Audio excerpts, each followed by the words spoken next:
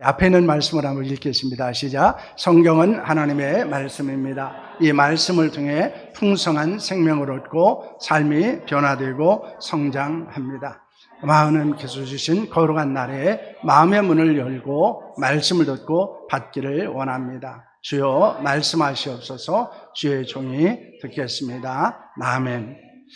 오늘도 하나님의 말씀 가운데서 또 하나님이 주시는 거룩한 은혜를 경험하는 시간이 되었으면 합니다.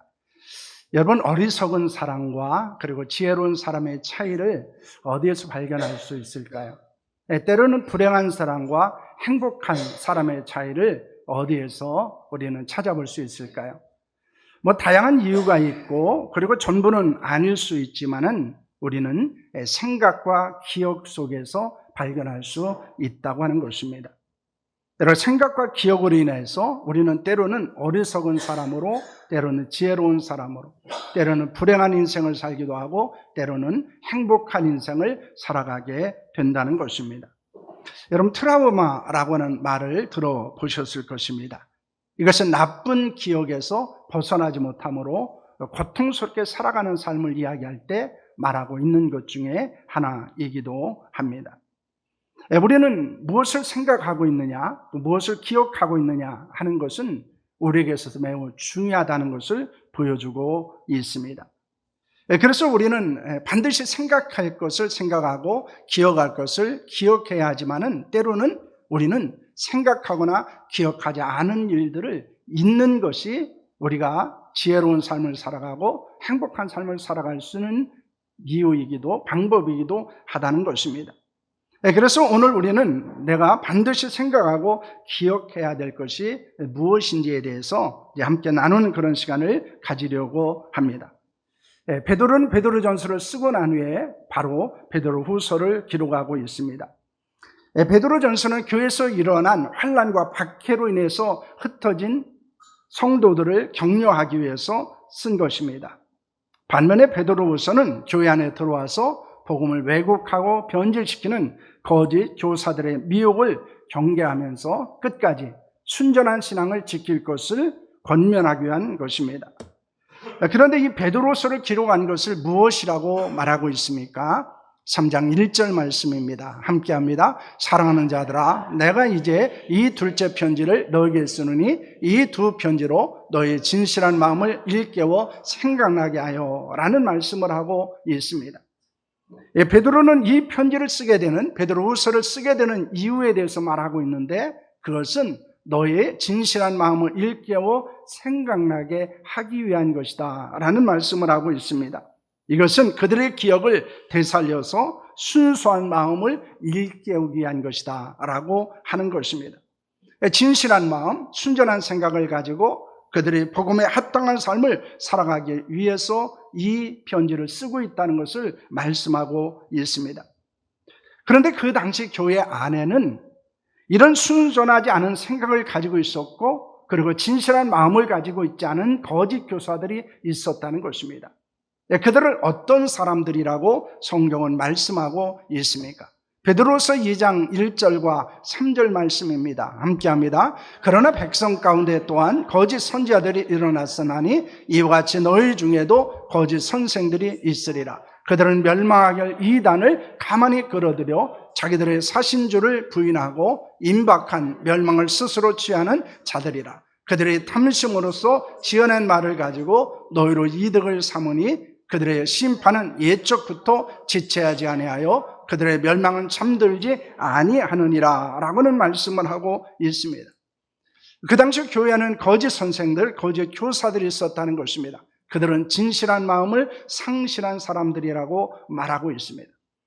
그들은 어떻게 했습니까? 이단을 은밀하게 끌어들였습니다. 그래서 그리스도를 부인하게 만들었습니다. 또한 자신들의 욕심과 욕망을 채우려고 거짓을 말하기도 하고 때로는 이 복음을 왜곡하고 변질시키는 자들이었다고 말하고 있습니다. 그래서 그들을 따르는 자들은 온전한 신앙을 잃어버리게 되고 경건하지 않은 삶을 살게 되었다는 것입니다. 그런 모습을 바라보면서 베드로는 안타까움을 가지고 있었습니다. 그래서 이 베드로는 베드로후서를 통해서 이 이단의 교리를 따르고 있고 거짓 선생들의 유혹에 넘어가는 사람들을 일깨우기 위해서, 그들을 바로잡기 위해서 이 베드로후서를 기록하고 있다는 것입니다. 우리가 2024년 파리 올림픽이 지난 8월 11일에 폐막을 하겠습니다. 대한민국은 금 13개, 은 9개, 그리고 동 10개로 206개국이 참석한 가운데서 파리를 하게 됩니다. 그 중에 우리만 아니라 세계 많은 사람들이 놀란 것은 양궁과 펜싱이었습니다. 그 여자 양궁 단체전은 지난 1988년 서울 올림픽서부터 2024년 파리 올림픽까지 10번에 걸쳐서 우승을 하게 됩니다. 즉 40년 동안 이 금메달을 놓치지 않았다는 것입니다. 남자 단차 펜싱의 사브르 종목도 올림픽 3연패를 하게 됩니다. 그럼 한 12년 동안 1위를 놓치지 않았다는 것입니다.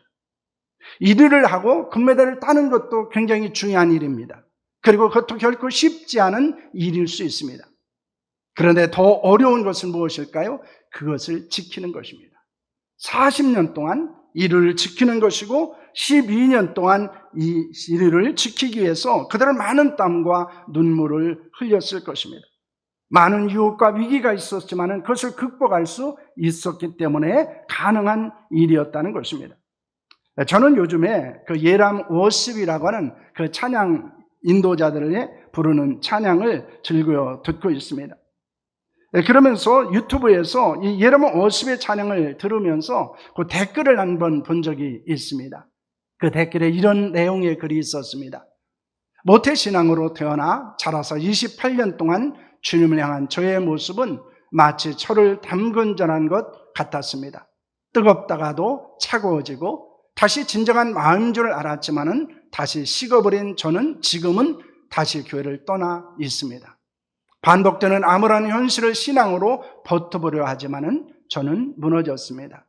그러다 우연히 이 창을 다시 접하게 되었고 제가 신앙생활을 할 때 저를 많이 달래주었던 추억이 떠올랐습니다. 뭔가 텅 빈 마음 한켠에 남아있는 마지막 촛불처럼 저에게 느껴졌습니다. 이런 감동과 마지막 촛불을 남겨주신 찬양에 감사합니다. 이런 글을 쓰고 있습니다. 여러분, 우리가 신앙생활하는 것도 마찬가지입니다. 여러분, 우리가 항상 흔들리지 않을 수 있는 것은 아닙니다. 때로는 흔들리고 넘어질 수 있습니다. 우리가 변함없는 마음으로 온전한 신앙생활을 할 수 있는 것이 아닐 수 있다는 것입니다. 영적 부흥만 경험하는 것도 아닙니다. 깊은 영적 침체를 경험할 수도 있습니다. 여전한 모습으로 예배와 기도의 차질을 지킬 수 없는 경우들도 있다는 것입니다.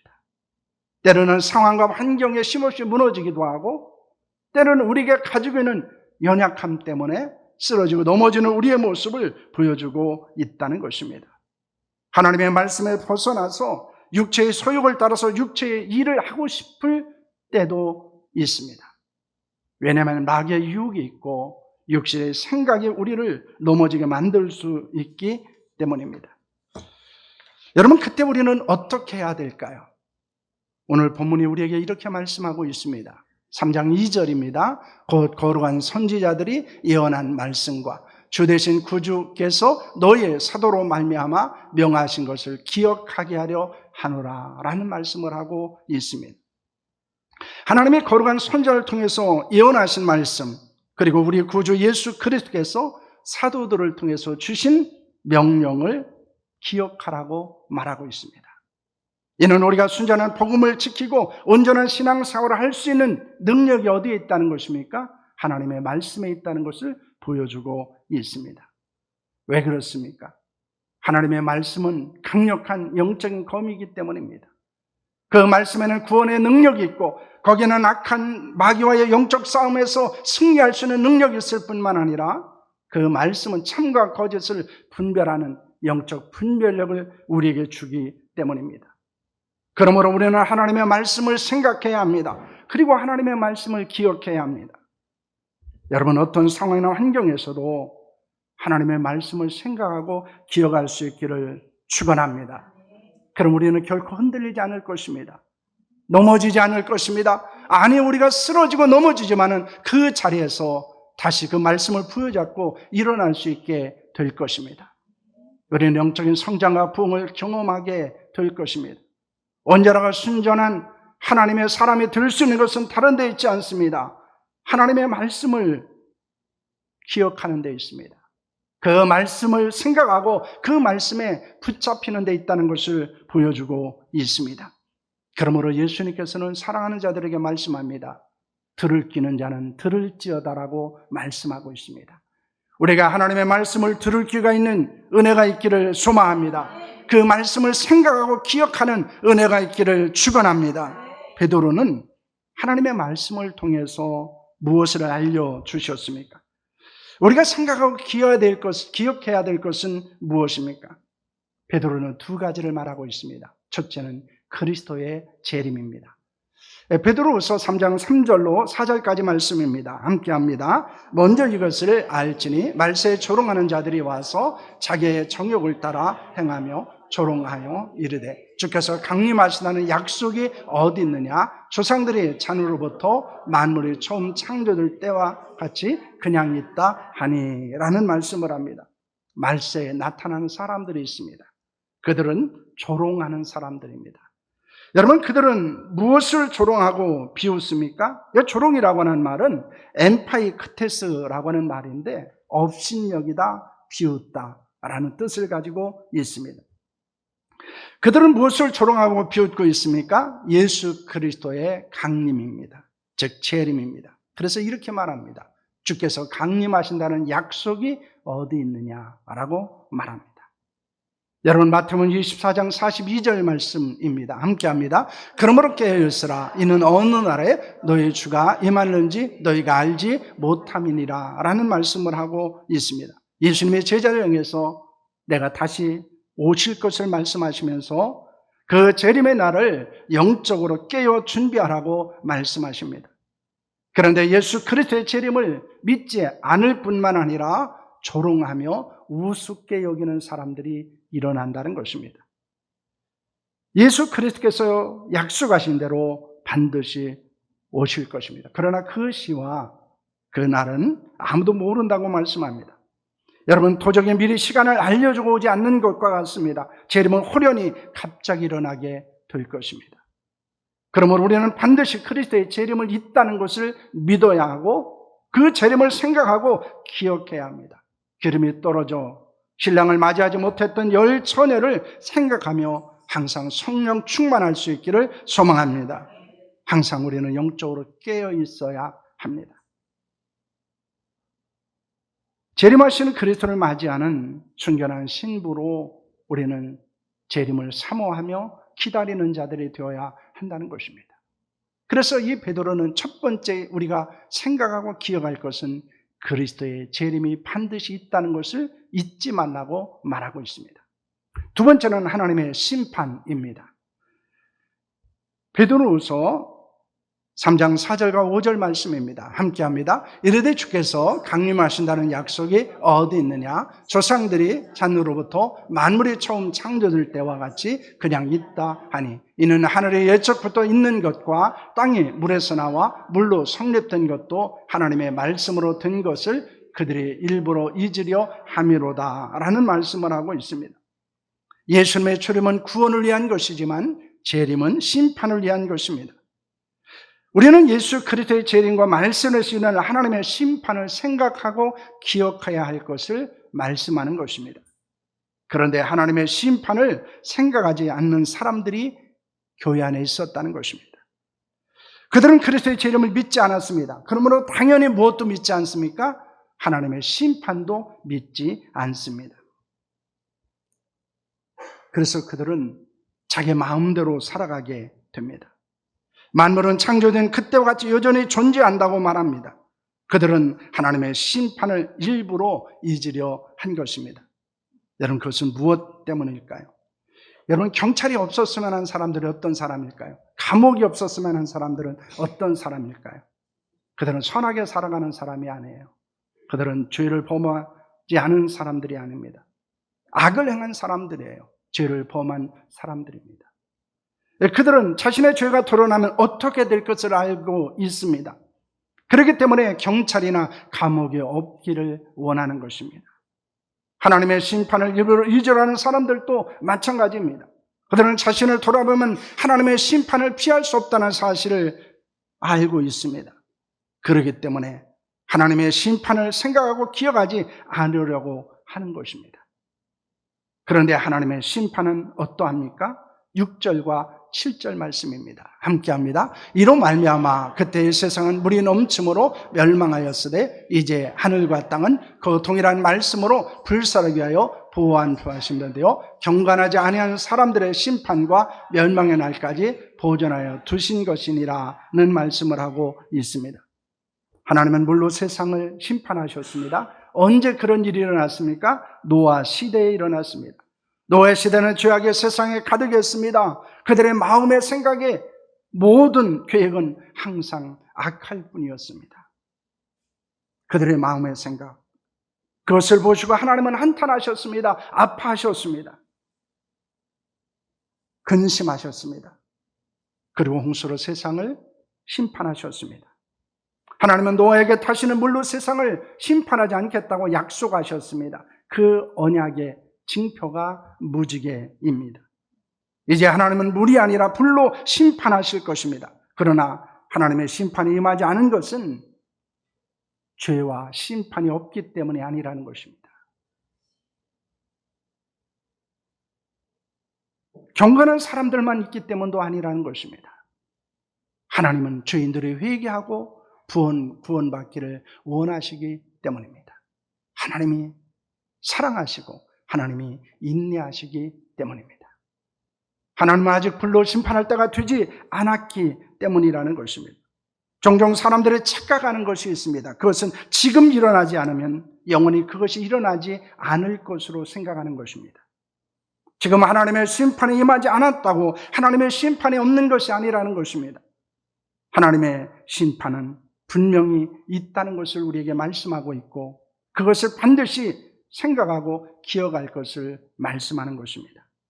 여러분, 하나님의 심판에 대해서 무엇이라고 말씀하고 있습니까? 요한계시록 20장 12절에서 15절까지 말씀입니다. 함께합니다. 또 내가 보니 죽은 자들이 큰 자나 작은 자나 그 보좌 앞에 서 있는데 책들이 펴있고 또 다른 책이 펴졌으니 곧 생명책이라.